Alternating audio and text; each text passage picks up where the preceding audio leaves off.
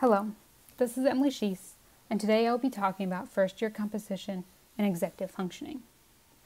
When instructors observe executive dysfunction like ADHD, they might misattribute the symptoms to laziness or bad habits.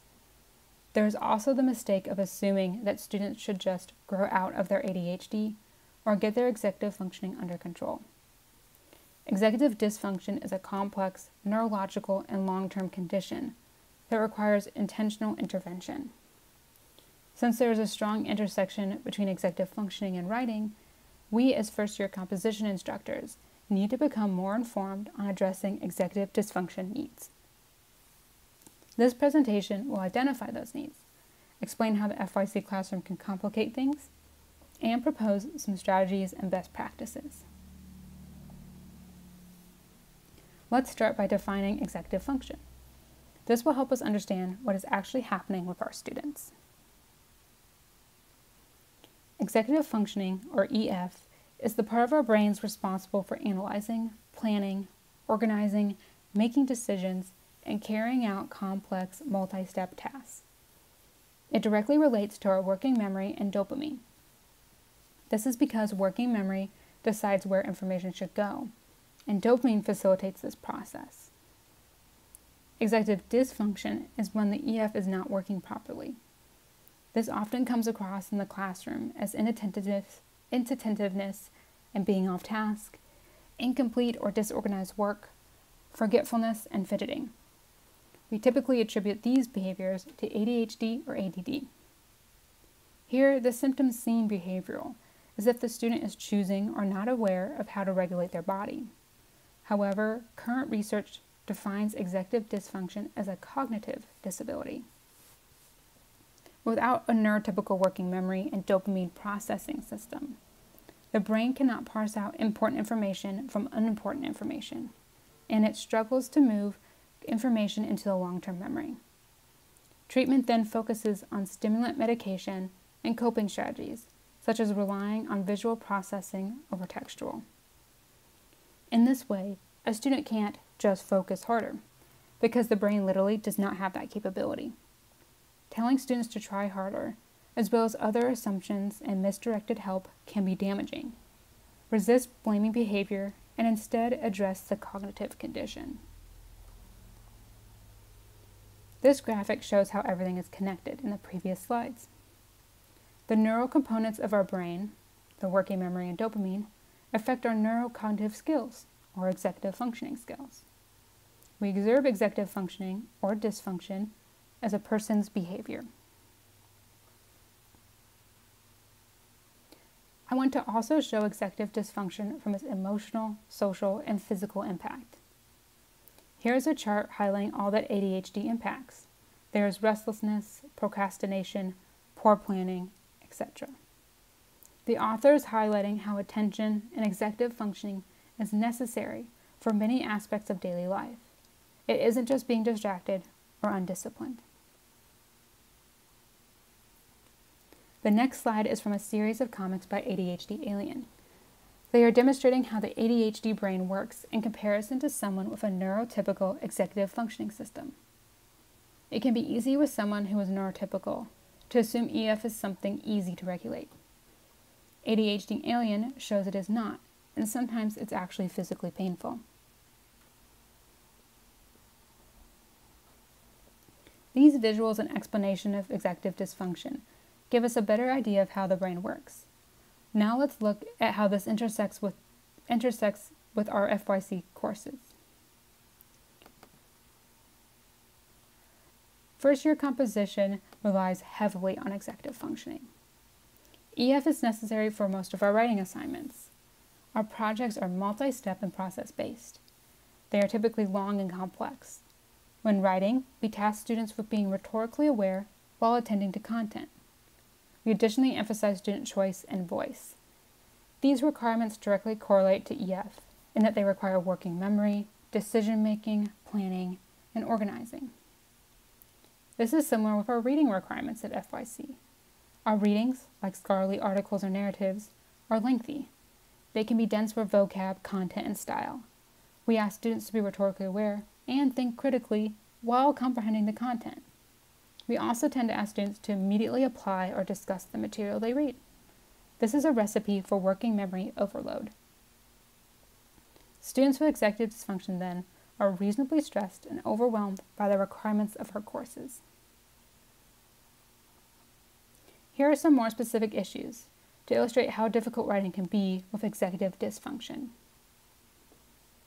Without the ability to plan, students forget to write down all of their ideas and arguments. They add unneeded information or content, or they come across disorganized in their papers. It also contributes to spelling and grammar mistakes. These all affect the student's grade. Students with ADD or ADHD tend to try to combine all parts of the writing process at once. They plan their papers while writing it. They edit their papers while writing it. They believe in a one-and-done writing process. This is because the brain can't divide a task into parts or organize it into steps. Overall, students with executive dysfunction spend less time writing, reading, and editing. This approach directly conflicts with our process-based approach in first-year composition. We want students to write drafts and revise. For executive dysfunction, the brain might struggle with knowing when to start and stop, or even understand why we should start and stop at certain points. Executive dysfunction also affects monitoring skills, so staying on task or meeting deadlines is difficult. Students want to complete the work, but forgetfulness and the inability to start or finish tasks can complicate things. Even if they write down a deadline on a calendar, they'd still need to remember to check that calendar. Content-wise, synthesis and argumentation are difficult concepts, as they require the writer to juggle ideas and sources. Again, the working memory can't hold on to all these aspects. Here is a graph from an article by Castelnova to further show these writing struggles. The black line indicates students without a learning disability. The gray indicates students with a learning disability. The graph shows what each group self-reports as difficult about writing. Based on these lines, there is a clear gap between the two groups. Writing is a harder process when you have executive dysfunction. So what can we do as first-year composition instructors? Our familiar process-based approach to writing and our reading and writing requirements are inherently more problematic for executive dysfunction. Based on research of effective strategies for executive functioning, you can start with free writes or unordered drafting. These allow students to work in a form that their brain is ready for. This also works by having students draft in isolated chunks rather than complete papers. Here, there is less need to organize and plan out all the parts. You can create activities that revisit and rework drafts to scaffold for a revision process. You should use color coding and annotation. This helps memory as it uses visual processing instead of textual. You can also encourage talk writing or think alouds, as it relies on oral processing instead of textual.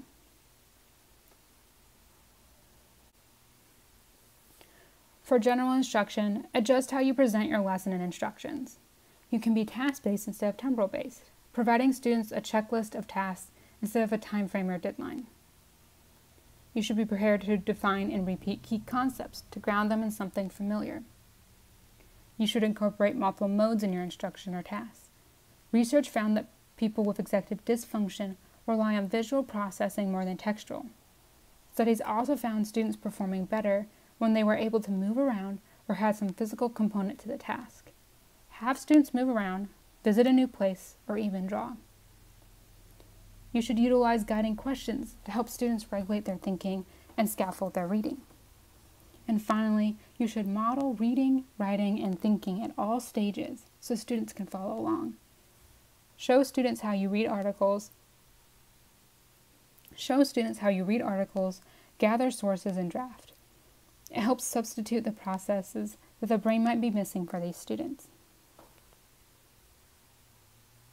Since executive dysfunction is such a large topic with much more to think about, I want to end by providing some discussion questions. Feel free to talk about these with peers, or simply think them over as you plan, design, or teach. First, why is academia time-oriented? are focused on deadlines and late policies. What are some alternative policies and approaches we can use? Second, how might executive dysfunction appear differently among genders, races, or education levels?